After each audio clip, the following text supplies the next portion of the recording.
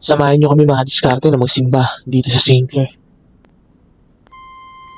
Pagbungad pa nga lang mga diskarte, imbis meron na kayo makikita mga nagbebenta ng mga itlog. Mga itlog na to, mga diskarte is inaalay dito sa loob. Ang mga kulay nito, mga diskarte, ay may mga ibig sabihin. Depende sa gusto nyong i-try yun.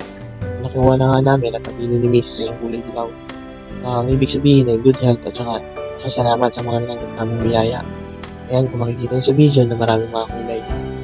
Ayun, tara pasukin na nga natin itong St. Clair. Ito nga mga diskarte, yung pinagdadasalan dito. Unang-una pa lang pagpasok mo sa St. Clair. Ito na yung makikita nyo. Tara, pray tayo mga diskarte. Panginoon, maraming salamat Panginoon sa panibagong buhay at pag-asang pinagkaloob niyo Panginoon. Gabayan niyo po kami Panginoon sa aming pananalita, paggawa at pagdesisyon Panginoon. Gawa Panginoon ng aming mga gawa ay mas makakabuti Panginoon sa nakararaan. Gabayan niyo kami Panginoon sa pamumuno sa aming munting negosyo Panginoon na JMT Swords Trading Panginoon. Gawa Panginoon ng pala namin ang pagkuling inatanggap Panginoon. Kung sa gayon din Panginoon, ng araw ay maging kaaya-aya kami Panginoon sa inyong kaharian kung kami man ay inyong tatawagin. Panginoon, kayo na po ang bahala sa amin. Hindi na nga namin na-videohan pa-diskarte yung misa kasi bawal doon sa loob. At meron din doon pagkiririk ng kandila sa likod. Meron din na susulat ng mga prayer. Doon ilalagay mo din sa mga box kapiraso na papel, tapos meron lapis kung ano yung gusto mong sabihin pag-pray, pray mo lang doon tapos ihulog mo na rin sa mga box at sila yung magbabasa nito tapos ng misa. Kasi ito na nga at nagpapictura na sobrang dami pala natin mga diskarte. Kaya mga diskarte, tapos na nga yung misa dito sa St. Clair at nakapag-pray na rin sa bawat dapat pag-prayan. Pauwi na rin kami mga diskarte kasi babiyahe na si Maverick. Pagkatapos ng mga diskarte minabuti na namin na umuwi at eto na. So check natin muna kung baka may naiwan ng mga bata mo ulit. Ano, wala na naiwan? Wala na? Ano yan, saging? Ano yan, ba't may tulog na dyan? Wala na iwan, sakto na tayo? Nagkukondisyon na, wala na. Okay. Pwedeng maubos ang mga pangangailangan mo, pero hindi ang mga blessings ng Diyos na laan para sa iyo. Kayo po ba, kagabi, nakapagdasal lang ganito, Lord, sana po bukas, buhay pa ako. I don't know with you, pero ako, salamat Lord, hindi ako nakapagdasal. Pero hanggang ngayon, buhay ako. Hindi ko naipagdasal na sana hanggang ngayon, pari ako. Hindi mo naipagdasal na sana hanggang ngayon, kapiling mo ang mga mahal mo. Hindi mo naipagdadasal araw-araw na sana may negosyo ka pa rin, may trabaho ka pa rin. Pero ano?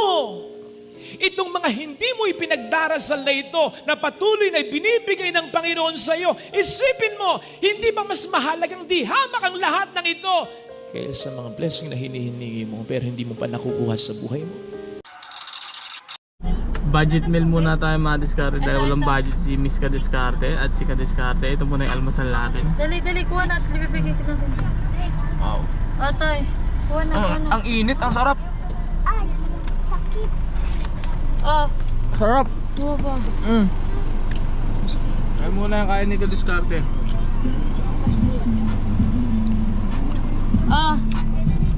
Ang sarap niya Kadiskarte. Wala na rin to, Victor? Wala na rin to? Dakonta. Init. Tikim? Sarap no? Musok pa oh. Oh. Ikaw mo, musok. Gusto lang.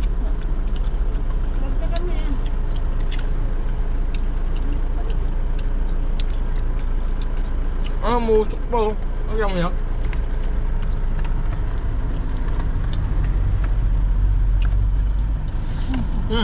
Sarap.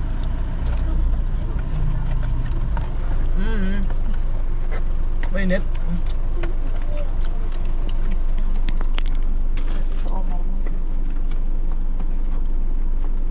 Ano yan, babe? Bakit naman nakatutok dito? Ano ba? for me. Ayaw ko na. Mga diskarte, try natin mag-pop up. Try natin mag-pop up mga diskarte kasama si Josh. Josh, ang request ni Josh ay pop up. Papasayawin daw natin yung bata dun sa taas.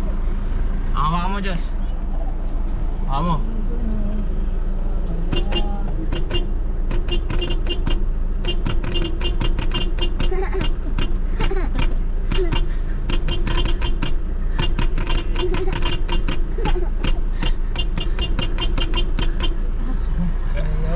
Siyan, sinayawan tayo ng bata at mukhang masisira yung e-bike. Ayun, inatras ng malupit to. Oh, inatras pa, inabante pa ng malupit to. Ayos talaga si Kadiskarte at eto na yung ating part. Thank you! What's it? Akin nababangin yan.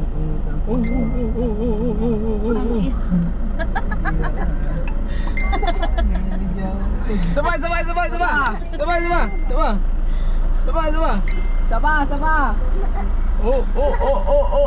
Galing bumangking Tuwan-tuwa si Diyos sa ating utoy-utoy. Kapatid, may mga biyaya kang natatanggap sa buhay, hindi lamang dahil sa mga dasal mo, kundi dahil sa mga taong nagdarasal para sa iyo. Remember that when we speak about blessing, hindi lamang natin ibig sabihin yung mga blessing na constantly and consciously ay hinihingi natin sa Diyos sa panalangin. When we speak of blessings, ito rin yung mga blessings na kahit hindi natin hinihiling, ay binibigay ng Diyos sa atin. Siyempre, nandyan lagi ang pagmamahal ng Diyos who knows everything we need. At kahit hindi tayo humihingi, ay binibigay niya sa atin. Pero I'd like to think na may kinalaman din dito ang mga panalangin ng mga taong concerned sa atin. Sila yung nagbibring sa atensyon ng Panginoon ang lahat ng ito na mga kinakailangan natin.